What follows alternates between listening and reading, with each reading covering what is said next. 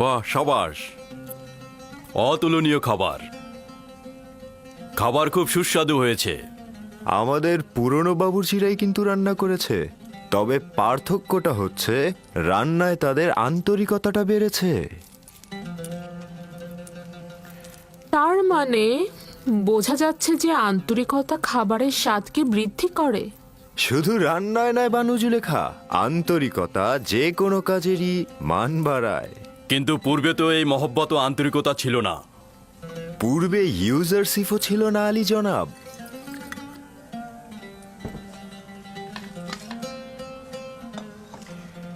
ইউজারসিফ, তুমি জাদুশাস্ত্র জানো নাকি? সবাইকে একেবারে মোহিত করে ফেলছো। জাদুশাস্ত্র? না বানু, এইটা কি? সে কাজকে ভালোবাসতে জানে, তার জাদু শেখার কোনো প্রয়োজনই নেই। আগামীকাল থেকে ইউজারশিপ রান্নাঘরের দায়িত্বের পাশাপাশি আমাদের খাবারের দায়িত্ব পালন করবে।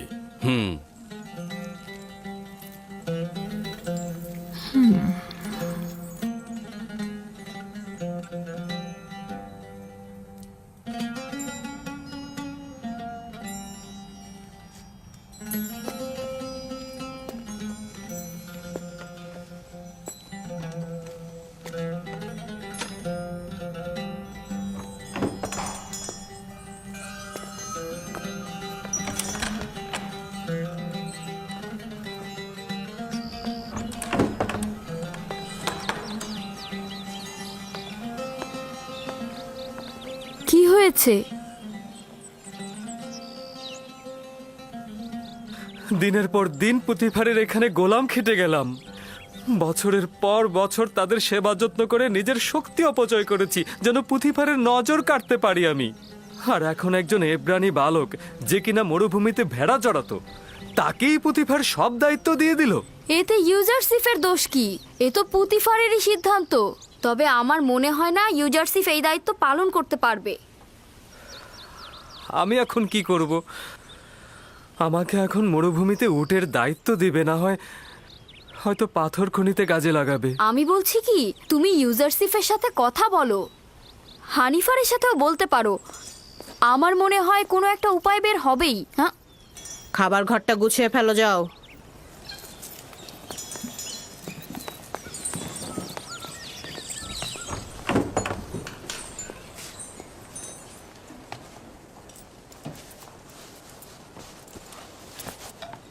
কি ওখানে ওভাবে দাঁড়িয়ে থাকবে নাকি? আমাদের একটু সাহায্য করো। এখন থেকে পুতিফারের দস্তরখানার দায়িত্ব এই ইউজারসিফের। আমার অধিকার নেই হস্তক্ষেপ করার। তুমি কি আমার উপরে রেগে আছো? মনে হচ্ছে তুমি কিছুই জানো না। তোমার কারণেই তো সব নষ্ট হয়ে গেল। হায় আফসোস, কত দিন ধরে চেষ্টা করেছি খানসামার জায়গায় পৌঁছাতে। এখন সম্ভবত ওকে কোনো শস্য খামারে পাঠানো হবে অথবা পাথরের খনিতে।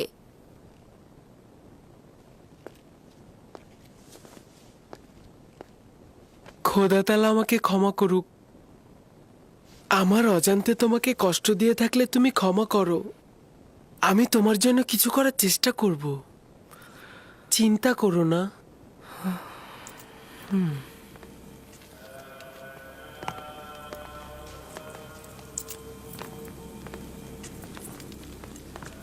বানু জুলেখা আসছে আলী জনাব।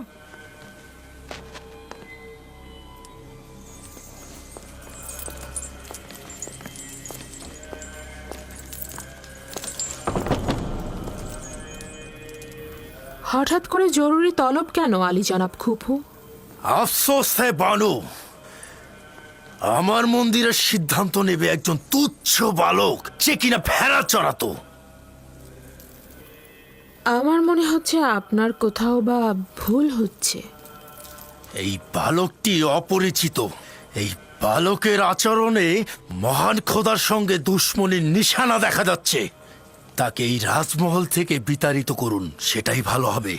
ইউজারসিফ একজন বালক মাত্র, সে খোদার সাথে কি এমন দুশ্মনী করতে পারে? আমার এবং আপনার খোদা তো একজনই, সে কারণে বলছি অভিযোগটা সত্য হলে আমার চোখ এড়াতো না।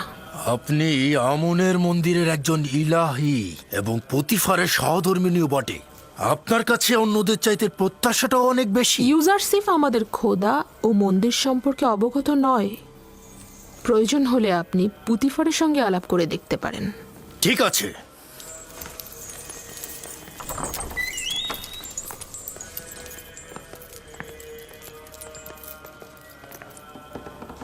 আলী জনাব, আপনি কি সিদ্ধান্ত নিয়েছেন যে একজন বালক রাজমহলের খাবার বন্টনের দায়িত্ব নেবেন? ইউজারসিফ তো শুধু খাবার বন্টনের তালিকা দেখে খাবার বিতরণ করতে চেয়েছেন। আমরাও তো তার পাঠ্যজ্ঞান ও লেখ্যরূপ সম্পর্কে ধারণা পেতে চেয়েছিলাম। এতে দোষের কি আছে? তাহলে মন্দিরের খাবার নিয়ে কেন সে ঝামেলা পাকালো আলী জনাব? এটা ঝামেলা নয় আলী জনাব, সে শুধু প্রশ্ন করেছে মন্দিরের 5 জন খাদেম কেন 20 জনে খাবার নেবে। প্রশ্নটা তো অনেকের সাথে আমাদেরও ছিল, কিন্তু আমরা এতদিন প্রশ্ন করিনি মন্দিরের খাদেমদের সম্মানের কারণে। কিন্তু ইউজারসিফ এটি নিয়ে আপত্তি করেছে, প্রশ্ন তুলেছে। খোদার নামে যে খাবারটি নেওয়া হয় সেটি ইবাদত শেষে পুরোহিতরা খায়, আর এই বালকের সেটা বোঝার কথা নয়। কে বলেছে তোমাদেরকে খোদার খাবার খেতে? তোমাদের জন্য তো খাবার পাঠানোই হয়, তাহলে বেশি খাবার কেন খাও? তোমার মতো মোটা করতে সবাইকে, আর রাজ্যের অন্য সবাই না খেয়ে রোগা ও দুর্বল হয়ে যাবে কেন? বাহ জনাব পুতিফার, আপনি আমাদের খেদমতগার ও গোলামের সঙ্গে তুলনা করছেন। আমরা আমন খোদার পুরোহিত, যিনি কিনা মিশরের খোদারও খোদা। এই রাজমহলের কর্মচারীরাও আমনের বান্দা এবং নিজেদের খোদাবান্দের খেদমতগার। পার্থক্য এই যে রাজমহলের কর্মচারীগণ নিজেদের খোদাবান্দের জন্য কষ্ট সহিষ্ণু কাজ করে থাকে, কিন্তু মন্দিরের খাদেমগণ তাদের নিজেদের খোদার জন্য কিছুই করেন না, শুধুমাত্র তার খাবার খেয়ে দিনে দিনে মোটা হয়ে যান।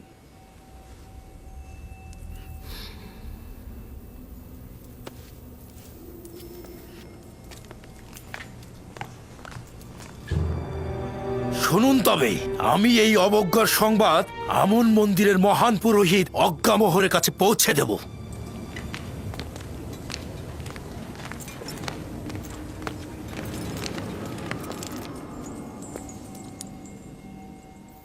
ইউজারসিফের প্রতি ভালোবাসা নিজের কাছে, কিন্তু তার জন্যে পুরোহিতদের মনে কষ্ট দেওয়া কি ঠিক হচ্ছে?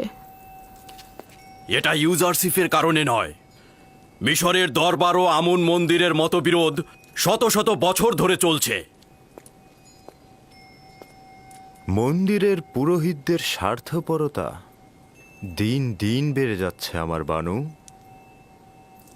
আমি আপনাদের সাথে মতবিরোধ করছি না, কিন্তু আমন মন্দিরের ইলাহি হিসেবে আমি চাইব ইউজারসিফকে এমনভাবে শিক্ষা দেওয়া হোক যাতে সে আমনের অনুসারী হয়, যেন দুশ্মন না হয়।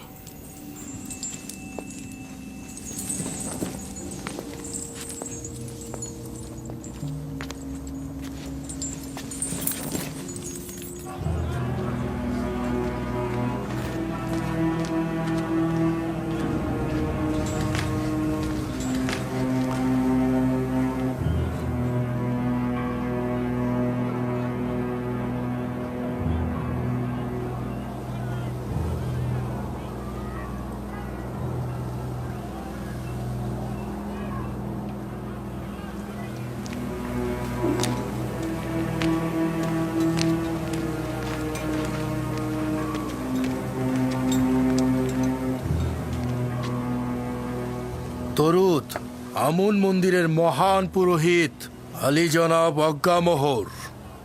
বলো কুপু, শুনছি। আমন মন্দিরের মহান পুরোহিতের কাছে একটি আর্জি নিয়ে এসেছি। আমাকে পুতিফারের রাজমহল থেকে অব্যাহতি দেওয়া হোক। কেন?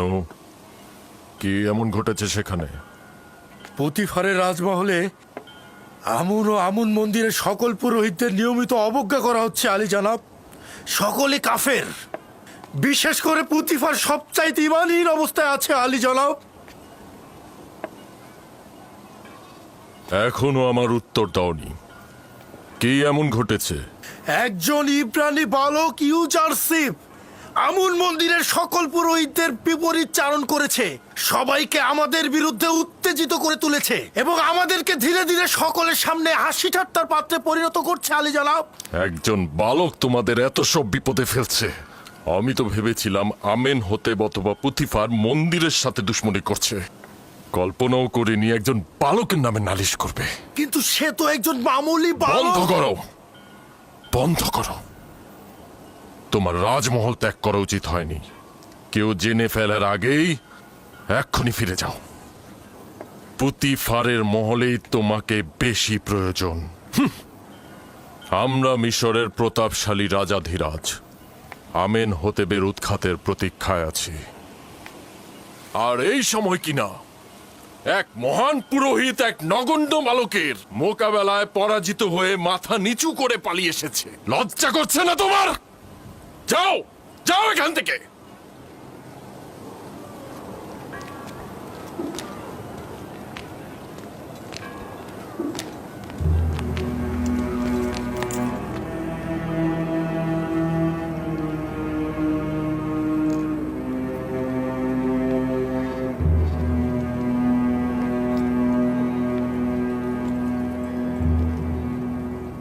ইস, সে কত সুন্দর, একদম ফেরেশতার মতো। হ্যাঁ হ্যাঁ ঠিক বলেছো। আর কি সুন্দর গায়ের রং, কি সুন্দর চোখ, একে তো আগে কি কখনো সুন্দর দেখিনি। বালক, এত সুন্দর বালক আমি আমার জীবনেও দেখিনি। এই ও হ্যাঁ, কবে এসেছে? ঠিক বলেছো। আমিও কোনোদিন দেখিনি। ও মা, দাঁড়িয়ে দাঁড়িয়ে কি ওমা, দেখছো? দেখো। খাবার নেবে না?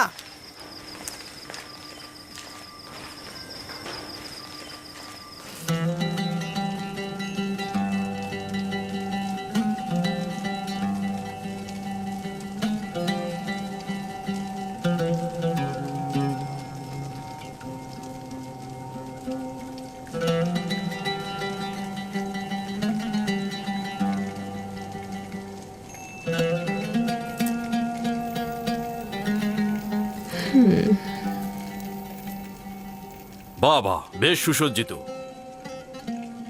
নিশ্চয়ই তুমি করেছো ইউজারশিপ। আমাকে স্বামিনী শিখিয়েছে। ইউজারশিপ অত্যন্ত তীক্ষ্ণ বুদ্ধি সম্পন্ন। ইউজারশিফের এই সৌন্দর্য বোধ অবাক করার মতো। ইউজারশিপের এই সৌন্দর্য, জ্ঞান ও রুচিবোধ আমাকে সত্যিই একেবারে বিমোহিত করে ফেলেছে। বাবা, খুব সুগন্ধ আসছে। অনেক শুক্রিয়া ইউজারশিপ। তুমি কি গল্পের বই থেকে কিচ্ছা শিখেছো? হ্যাঁ শিখেছি, তবে আমার আব্বাজানের কাছ থেকে বেশি শিখেছি। তুমি আজকে রাত থেকে আমাকে গল্প শোনাবে, ঠিক আছে? গল্প? জনাবে পুতিফার সব সময় ঘুমানোর আগে কিচ্ছা শোনেন, না হলে তার ঘুম পায় না। এখন যে আমাকে গল্প শোনায় তার গল্প আর ভালো লাগছে না।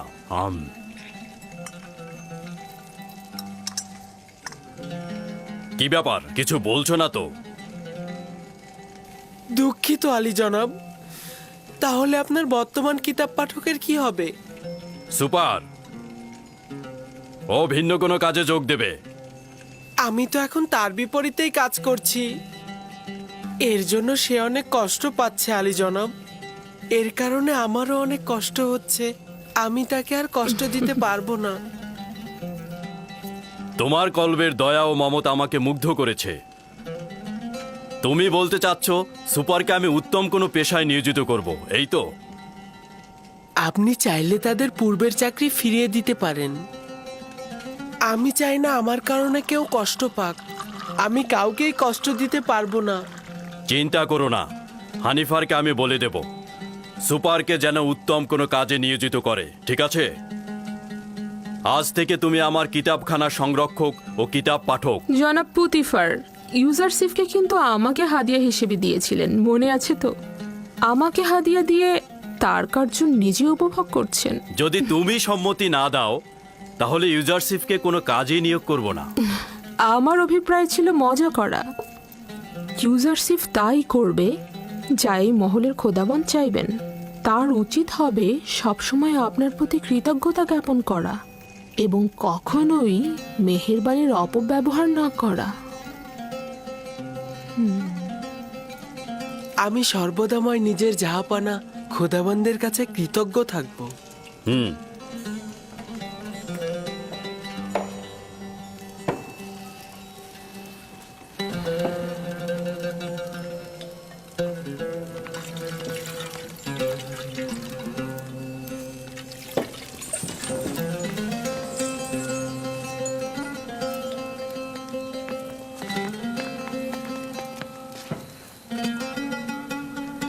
আমার সঙ্গে এসো।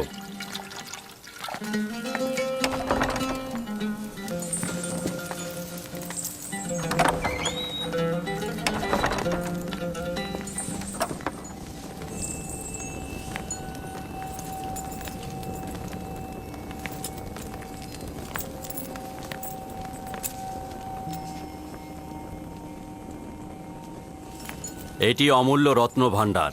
এর জন্য আমাকে যথেষ্ট পরিশ্রম করতে হয়েছে। এই কিতাব হয় আমি পাঠ করেছি, আর না হয় আমার কিতাব পাঠক সুপার পাঠ করেছে। জাহাপানা, আমাকে আজকে কোন কিতাবটি পাঠ করতে হবে?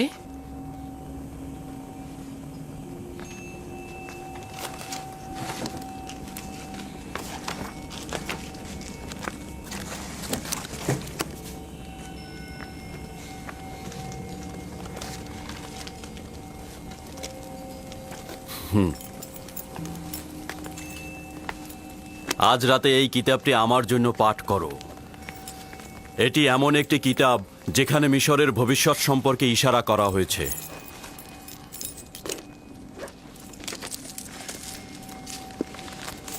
অবগত নই যে কে এই কিতাব লিখেছে, তবে অসংখ্য চিন্তার খোরাক রয়েছে এই কিতাবে।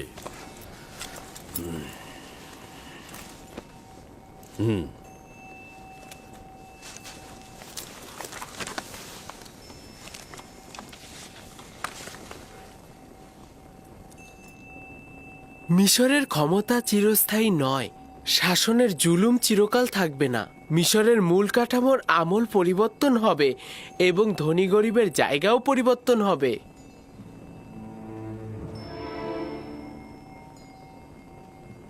ভিন্ন ধারা প্রতিষ্ঠায় রক্তক্ষয়ী কলহ সৃষ্টি হবে। বৃত্তশালীগণ তাদের প্রাসাদ থেকে বঞ্চিত হবে। আমন খোদা তার পূজা অর্চনা হারাবে এবং শক্তিশালী খোদা আসবে। হুকুমত জনগণের মধ্যে চলে আসবে এবং শক্তিশালী খোদার ইবাদত হবে। আমিও ধারণা করছি এই কিতাবের বাণী বাস্তব ক্ষেত্রে রূপায়িত হবে।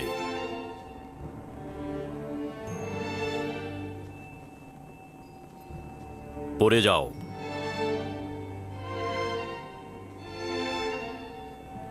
কি চিন্তা করছি ইউজারশিপ? ভাবছি আমি জ্ঞাত আছি। এই ঘটনা শুধুমাত্র এলাহির দূতই করতে পারেন। শুধুমাত্র সেই পারেন সম্পদশালী ও জুলুমকারীর ক্ষমতাকে ভোজবাজি থেকে টেনে নামাতে। তিনি পারবেন আমুনের পূজা অর্চনা বন্ধ করে তার ইবাদতের আলো ছড়িয়ে দিতে। না, আমি এটা ধারণা করছি। তোমার কথায় বোঝা যায় তোমার চিন্তা চেতনা অনেক উঁচু মানের। এগুলো কোথা থেকে জেনেছো?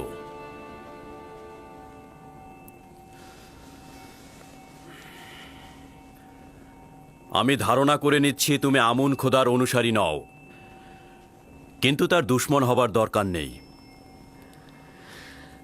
আমন শুধুমাত্র হস্তনির্ভর একটি পাথর, এছাড়া কিছু নয়। তার সঙ্গে দুশ্মনির কি আছে?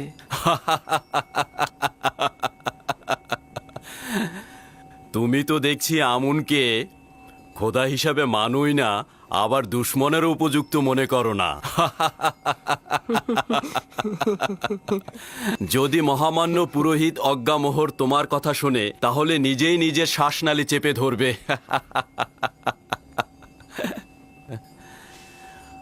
ভুল করেও নিজের মনের ভাব অন্যের কাছে প্রকাশ করবে না, বিশেষ করে জুলেখার কাছে তো নয়, কারণ সে অনেক সংবেদনশীল।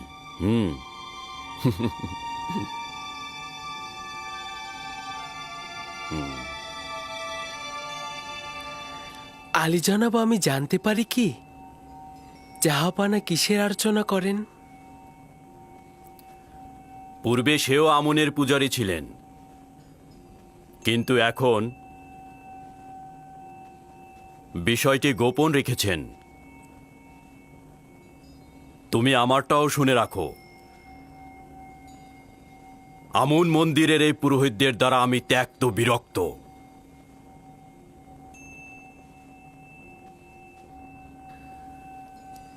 এই বিরক্তির কারণ কি জানতে পারি জাহাপানা? এই মন্দিরের প্রভু দাম্ভিক ও স্বার্থান্বেষী। তারা মিশরের স্বার্থের চাইতে নিজেদের স্বার্থ নিয়ে বেশি চিন্তা করে। যাক, বাদ দাও, আজকে আর পড়তে হবে না। যাও, বিশ্রাম করো।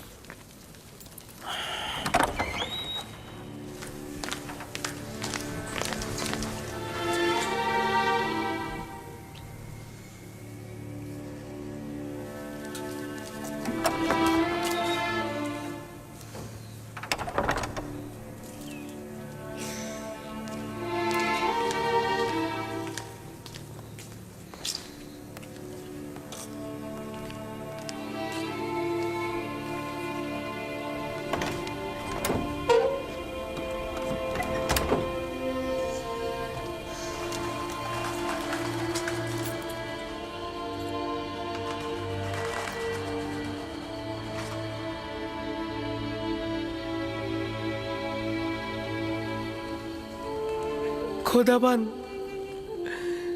সকল বন্ধুদের জন্য শুভকামনা করছি। খোদাবান,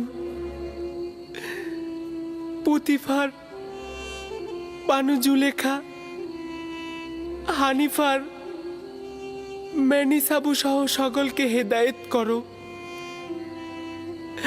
খোদাবান, আমার মা জননীর রুহের মাগফিরাত কামনা করছি।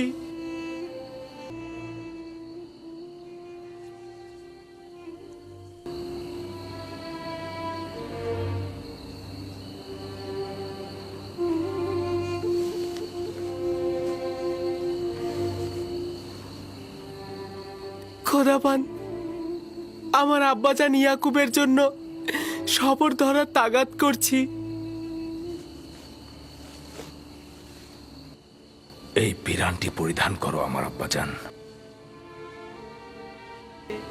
তুমি এটা পরিধান করো, দেখবে সঠিক মাপই রয়েছে। এটা পরার যার যোগ্যতা রয়েছে সে যদি এটা পরে তাহলে পিরানটি তার মাপেরই হয়ে যাবে।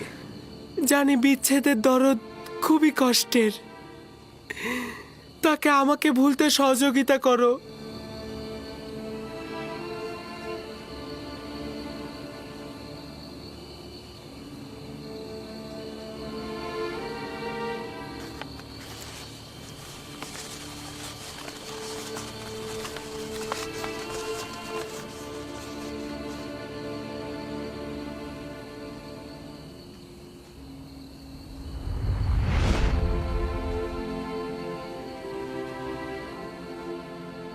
খোদাবন্দের নবী ইউসুফের প্রতি দরুদ।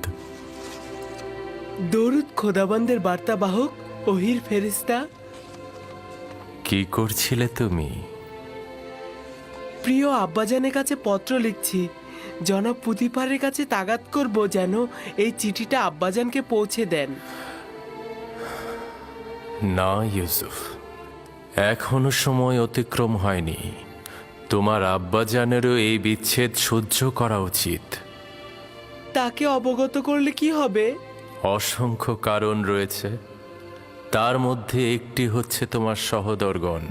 আচ্ছা, তোমার ভাইদের প্রতি কোনো আঘাত করার ইচ্ছে নেই তো ইউসুফ? কি আছে?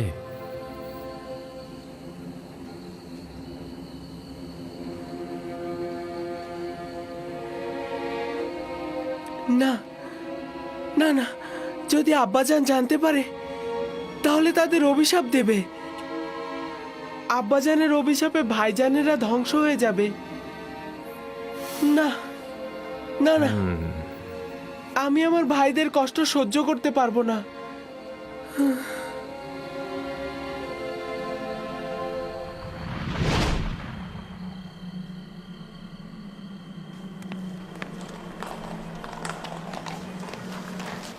সিদ্ধান্ত হয়েছিল তোমাদের কোনো শস্য খেতে অথবা পাথরের খনিতে প্রেরণ করার, শুধু ইউজারশিপের কারণেই রক্ষা পেলে। আর ইউজারশিপের কারণেই গতকাল আলী জনাব পুতিফার আমাকে নির্দেশ দিয়েছেন তোমাদের উত্তম কোনো কাজে নিয়োজিত করতে। তো এখন তোমরা বলো তো, তোমরা কোন কাজ করতে ইচ্ছুক? আমরা আর কি বলবো, আপনি যা সিদ্ধান্ত নেবেন তাই হবে। তুমি যেহেতু অভিজ্ঞ খানসামা, সেহেতু তুমি জনাব পুতিফার ও বানু জুলেখার খাবার তৈরিতে সহায়তা করবে। আর তুমি স্বাক্ষর জ্ঞান সম্পন্ন, সেহেতু তুমি খাবারের তালিকা নিয়ে আজ থেকে ইউজারশিপের দায়িত্ব পালন করবে। রাজি আছো তো?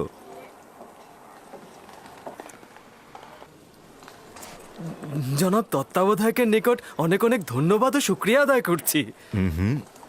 আমাকে নয়, ইউজারশিপকে শুক্রিয়া বলো।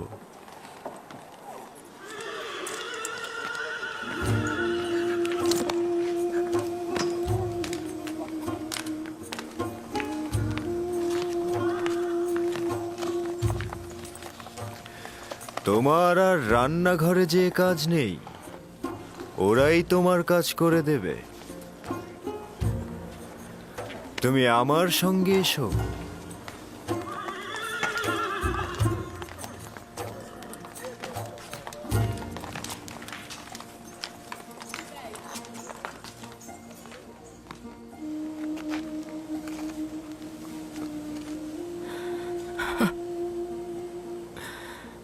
রাহেল,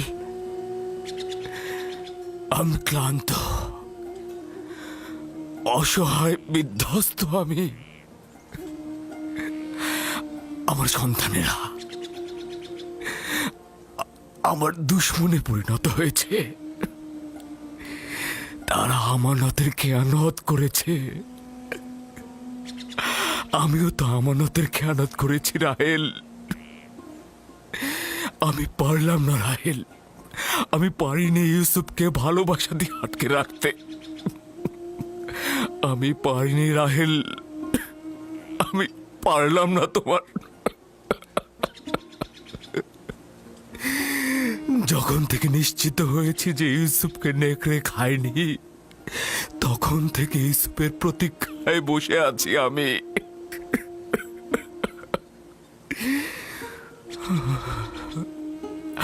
এমন তো না হয় যে ইউসুফকে হত্যা করা হয়েছে। তুমি ভালো বুঝতে পারবে রাহেল, তুমি তো পরকালের দুনিয়াতে সবকিছু পর্যবেক্ষণ করতে পারছো। শান্ত হও, মৃত্যু তোমার ইউসুফকে স্পর্শ করেনি। সালাম ভাইজান। তোমার উপর দরুদ ইয়াকুব নবী। তোমার ইউসুফ জীবিত, তার মৃত্যুর খবর মিথ্যে। সত্যি বলছেন ভাইজান? কোনো মৃত্যুই আমার অজানা নয়। ইউসুফকে তুমি পরপারে তালাশ করো না, ভালো হবে অন্য কোথাও তালাশ করে দেখো। তাই বেনিয়ামিন তোমার ভাই চিন্তা আছে? আমার ইউসুফ জীবিত আছে? আপনি আমাকে বলুন, আমার ইউসুফ এখন কোথায় আছে? আমি শুধুমাত্র মৃত দুনিয়ার খবর রাখি।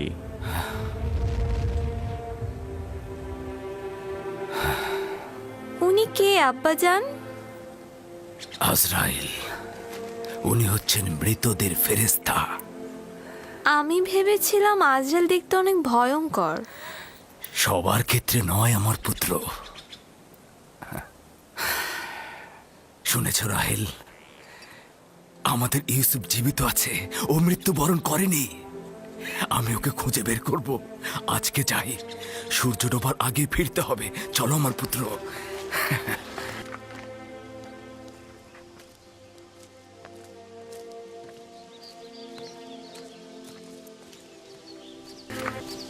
আব্বাজান কোথায় গেছে জানো? কোথায় আর যাবে? রাহেলের মাজার পরিদর্শনে গেছে।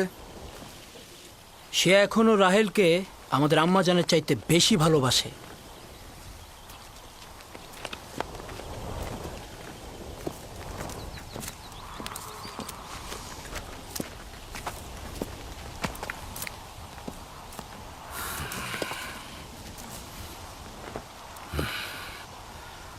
এখন কি তোমরা বলবে না আমার ইউসুফের সাথে কি হয়েছে?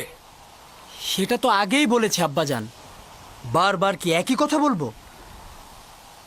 তোমরা কি চাও না অভিশাপ থেকে মুক্তি পেতে? আমার ইউসুফকে নেকড়ে খায়নি, মৃত্যু তাকে চুরি করেনি। তোমরা যদি হাকিকত না বলে তওবা না পড়ো, আমি তোমাদেরকে ক্ষমা করব না।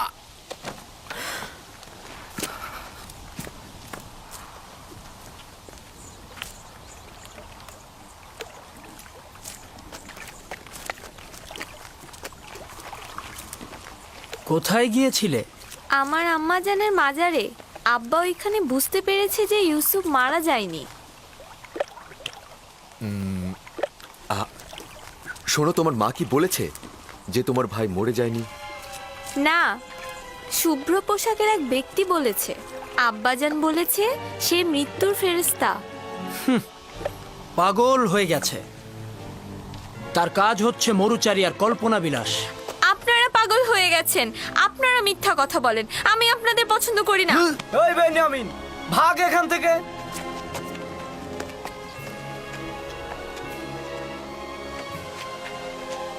ইউসুফের পরে বেনিয়ামিন হয়েছে আব্বাজানের সঙ্গী। ইয়াহুদা, এখন আমরা কি করব? তুমি তো বলেছিলে সব ঠিক হয়ে যাবে, কিন্তু এখন তো সব ভুল প্রমাণিত হলো। ইউসুফের চলে যাওয়া এতদিন হয়ে গেল, কিন্তু আব্বাজান বিন্দু মাত্র দৃষ্টি দিল না আমাদের দিকে। এখন সে বেনিয়ামিনকে তার জায়গায় তুলে এনেছে। আমরা তো ধারণা করেছিলাম আব্বাজান আমাদের দিকে নজর দেবে। এগুলো কথা ইউসুফকে আব্বাজানের কাছ থেকে নেওয়ার আগেই ভাবা উচিত ছিল। ভুল করেছো। এখন তুমি কি করতে চাও বলো? এখন তো দেরি হয়ে গেছে। ইউসুফকে তো চাইলেই ফিরিয়ে আনতে পারবো না। এখন আর কিছু বলে লাভ হবে না, বরং আব্বাজান ও ক্যানানের অধিবাসী সবাই মিলে আমাদের দোষী করবে। আমাদের নসিবে কি আছে কে জানে। যদি একবার প্রমাণিত হয় তাহলে আমরা কোথায় যাব?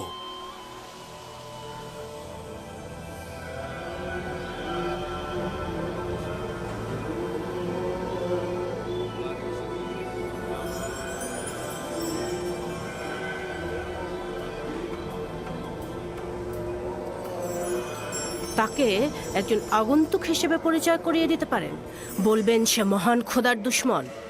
তাকে এই ভূমি থেকে বিতাড়িত করার জন্য রাজমহলের ভূমিকা দরকার। একটা ভেড়া চড়ানো বালক রাজমহলের উপর, জনাব পুতিফারের উপর কি করে আধিপত্য বিস্তার করতে পারে?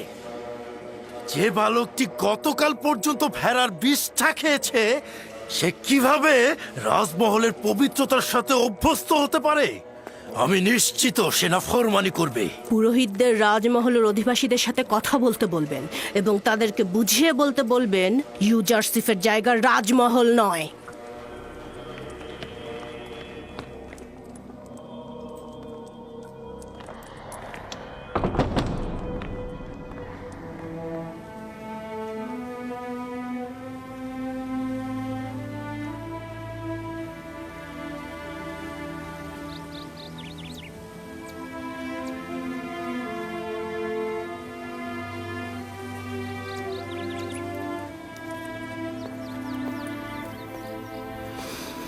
প্রিয় বানু, গতকাল রাতে আমি ইউজারসিফকে অন্য এক খোদার সাথে কথা বলতে দেখলাম।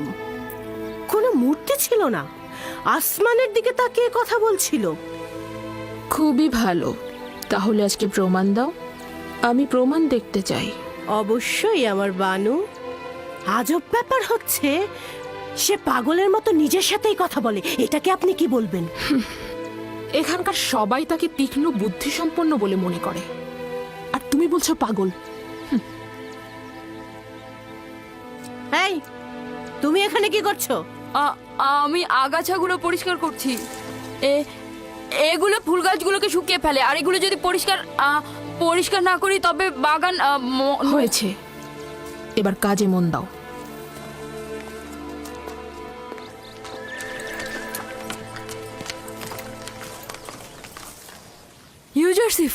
ইউজারসিফ, তুমি কোথায়? কি হয়েছে? আজ রাতে তোমার উপর নজর রাখা হবে। কে রাখবে? কারিমামা ও বানু জুলেখা। কারিমামা বলছিল তিনি দেখেছেন তুমি অন্য এক খোদার ইবাদত করছো, আর পুরোহিতরাও চাচ্ছে যেন তোমার উপর রাজমহলের সকলে খেপে যায়। সাবধানে থেকো, আমি যাই। ওইগুলো কি ছিঁড়েছো? তোমার জন্যই ছিঁড়তে হয়েছে। আমার? আমি তো তৃণভোজী নই, তাহলে তৃণ দিয়ে কি করবো? তা না, আমি তোমার জন্যই বাধ্য হয়েছি ছিঁড়তে। ঘুরে ফিরে তো সেটাই হলো। আরে বললাম তো, কথা শোনার জন্যই তো ছিঁড়তে হয়েছে।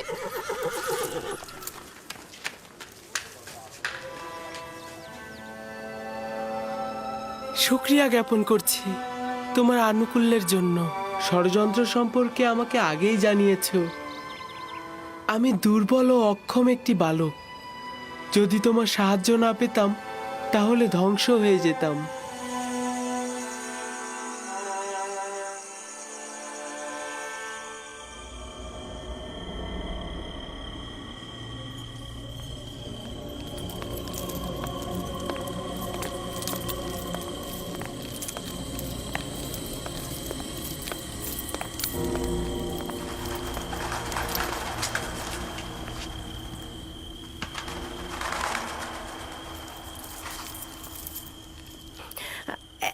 এখন ঘুমাচ্ছে, কিন্তু আমার মনে হয় সে মাঝরাতে উঠে নিজের খোদার প্রার্থনা করবে।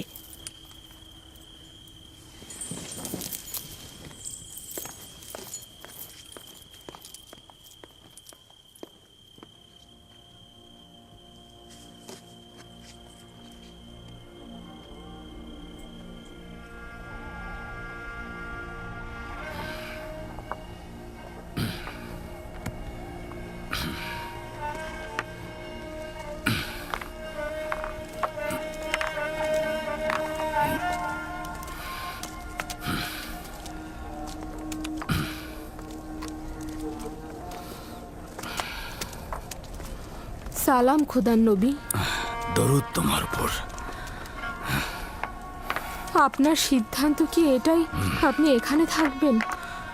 হ্যাঁ লিয়া, যদি খোদা চায় তো আমি সারা জীবন ইউসুফের জন্য এখানে অপেক্ষা করব। এভাবে আর কতদিন, আর কত অপেক্ষা করবেন? অপেক্ষা অব্যাহত থাকবে যতদিন না পর্যন্ত ইউসুফকে ফিরে পাই আমি। ওই দিন পর্যন্ত আমি এইখানে অপেক্ষা করব। ইউসুফকে নিয়ে অতীতের স্মৃতি রোমন্থন করব আর ভবিষ্যতের স্বপ্ন বুনে যাব। খাবারের সময় হয়ে গেছে, এবার তো খেয়ে নিন। হ্যাঁ, আসছি। বেনিয়ামিন, এসো পুত্র আমার।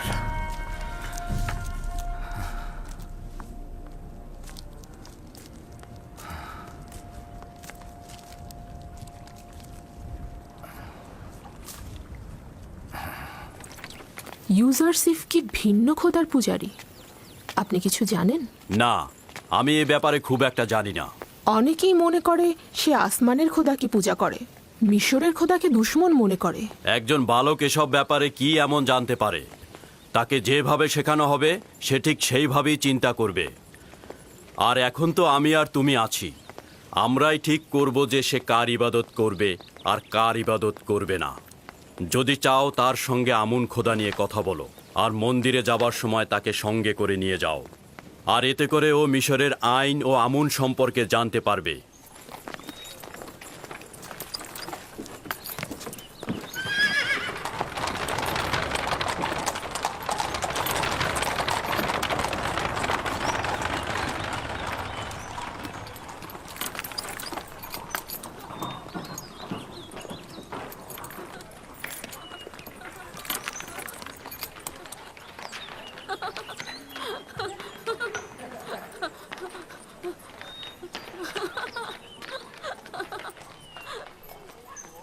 ইউজারসিফকে সজ্জিত করে আমার নিকট নিয়ে এসো।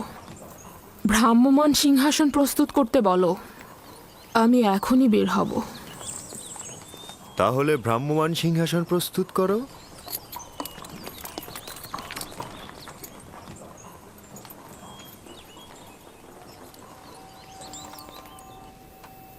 সব সময় এমন সাজসজ্জা করে পরিপাটি হয়ে থাকবে। আজকে তোমাকে অনেক বেশি সুদর্শন লাগছে। মনে হচ্ছে তুমি তোমার বয়সের তুলনায় অধিক বড় হয়ে গেছো। আপনি কি মনে করেন জনাব হানিফার? বিশ্বাস করতে কষ্ট হয় যে ওর বয়স 11 বছর। আজকে তোমাকে আমি ত্যাবর ও আমুনের মন্দিরের সঙ্গে পরিচয় করিয়ে দেব।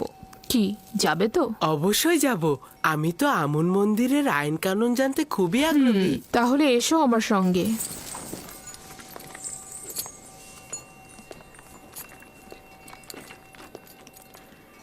জুলেখা কি সত্যি সত্যি ইউজারসিফকে সন্তান বলে ভাবে, নাকি মুখেই বলে? নিজের কাজ করো।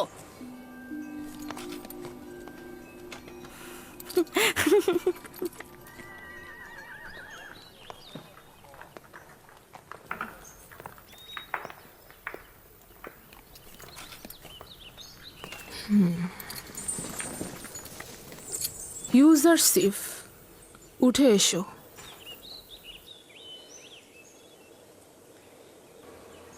আমাকে ক্ষমা করুন, আমি এটাতে করে শাওয়ার হতে পারবো না। কেন?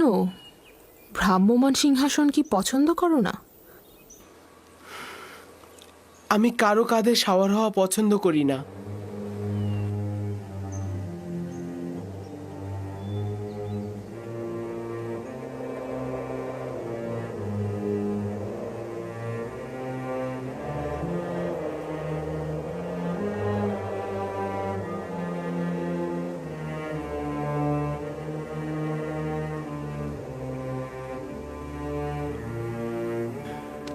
বানু জুলেখার হুকুম মান্য করাই তোমার কাজ।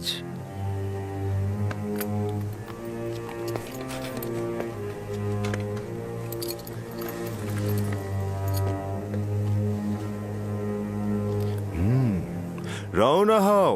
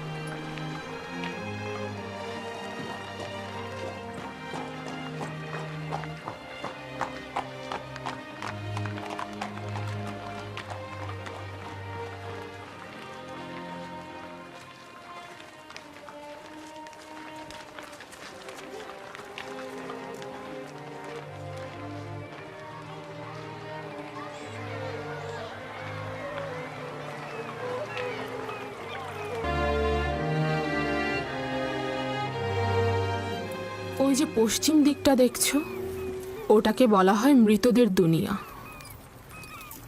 মিশরে মৃত ব্যক্তিদের মমি করে নীলনদের পশ্চিমে সমাধি করা হয়। ওটা এক আজব দুনিয়া। আমরা মৃত ব্যক্তিদের সাথে পোশাক, স্মারক ও হরেক রকম খাবার দিয়ে সমাধি করি, যেন মৃত্যুর পরের জীবনটিকেও তারা উপভোগ করতে পারে। বিশেষ ব্যক্তিদের বেলায় অনেক সময় খেদমতদারকেও সঙ্গে দেয়া হয়ে থাকে। তার মানে দেহটা পচে যাওয়ার পরে এগুলো সবকিছু তারা করতে পারে? জানতাম যে তুমি এই প্রশ্নটা করবে। সাধারণ দাফনের ক্ষেত্রে দেহ পচে যায়, মমি করে রাখলে দেহ অক্ষত থাকে, এবং মিশরের মানুষ এটা বিশ্বাস করে যে মমি করা দেহে আত্মা পুনরায় প্রবেশ করে এবং সে আবার জীবিত হয়ে ওঠে। এই সময় সে সঙ্গে করে যা নিয়ে যায় মৃতদের দুনিয়ায় সে তা ব্যবহার করতে পারে। কবর ভেদ করে মৃত ব্যক্তিদের বের করে আনা যায় না। বাহিরের জিন্দেগির থেকে ভেতরের জিন্দেগিটাই অনেক ভালো। আমি তা জানি না, আমার তা জানা নেই।